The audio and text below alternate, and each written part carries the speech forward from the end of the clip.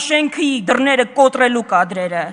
Երկրորդը անիվից են խոսում այստեղ, եկեք տեսնենք, տարբերակված մոտեցում կա թե չէ, 25 միլիարդ դրամի մսխման գործով քանի կալանավորված կա, Վահագն Ալեքսանյան, քանի կալանավորված կա, 0, դուք մեղադրանք եք առաջադրել մարդուն ձեր իրավական համակարգը, երբ որ երկրից դուրս է եկել, այ էդ է տարբերակված մոտեցումը, ու ընդհանրապես այս կոռուպցիայի դեմ պայքարի շրջանակներում, հələ մի հատ կասեք, մի ընդհատեք, հանգիստ նստեք, ոնց է այնպես ստացվում, Ռուբեն Ռուբինյան, ընդդիմադիր համայնքապետ կա, որ ընտրվել է չեք հրետապնդել, ընդդիմադիր համայնքապետ կա,